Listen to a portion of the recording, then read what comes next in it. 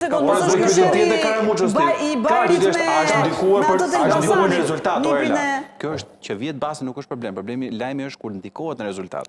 Dhe kjo do shpytje për Liber Kamushës. Kur blihet arbitri. A ka ndikime ke rezultati final apo jo? Pa që ata kanë vënë bazë dhe kjo është. Jo se nuk ka bazë dhe. Kështu që unë mendoj që personazhi i vitit ose ngjarja e vitit është dora e fshehtë që qëndron mbas drejtësisë që vepron. Sepse drejtësia aty ka qenë. Spaku aty ka qenë. Akuzat Arben Ahmetaj nuk e bëri në fillim të 2024-s, ka bërë që në 2023-shin. Jemi në fund të 2025-s.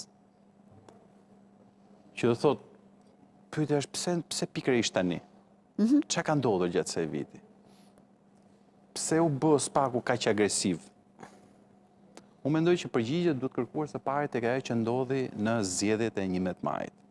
Unë kam thënë shpesh në studion, deri më i madh që mundi bënte Rama opozitës, ishte t'i vidhte zgjedhjet. Dhe ai i vodhi zgjedhjet. Dhe mi po e bëri me një dëshmitar që nuk do duhet të ishte aty të paktën Ramën.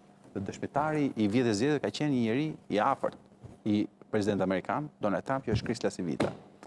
A ti thua Lasivita? Unë mendoj që zgjedhjet e Edi Rama nuk ja vodhi. E çove shumë larg. Jo, ndonjëherë gjërat janë shumë thjeshta.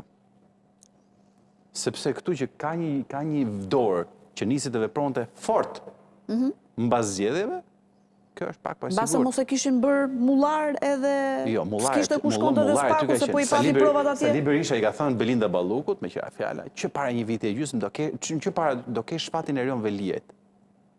E kupton? I ka thënë shumë vetave. Dhe i ka thënë shumë vetave. Gjithë ja ka thënë. Për vitin do dalë, se bëjnë shetë gjithëve do dalë diku. Ati ka ndalë fjalët. Fakti që ka pas zgjedhje ka thënë po guxuat t'i prekën zgjedhje, do të keni vrim ku të futeni. Dhe koha po tregon që po shkojmë drejt asaj. Jo, po ka vite që i thotë. Nëse ka njëri që e ka deformuar rezultatin elektoral, ka qenë Belinda Balluku me 12 mandatet e veta. Pra nuk është çudi që po them PS-ja fiton Elbasan apo Vlorë. Dhe nuk është çudi as që PS-ja fitoi në Fier. Se ka fituar. Patjetër me atë. Por me 12 mandate, me dëshmitar, me prova etj, me idenë që ne mundemi dhe ne bëjmë, sigurisht që kjo gjë nuk ka ndodhur ndonjëherë.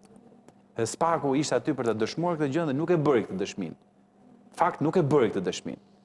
Por u detyrua të veprojë në mënyrë tjetër. Në mënyrë ku denoncimet kanë qenë aty, edhe për tunelin, edhe për lotët e Unazës, edhe për rrugët që janë në hetime, për shumë gjëra të tjera. Dhe unë mendoj që puna e Spakut është përshpejtuar sidomos mbas zgjedhjeve të majit. Pra, u duk sikur zoti Rama ishte më i fuqishëm, mandati 4 s'ka ndodhur asnjëherë. Drejtësia, si më thonë, që përgdheli nga mëngjes deri në darkë nga ai si krijesë e tij personale dhe si nderi i tij personal.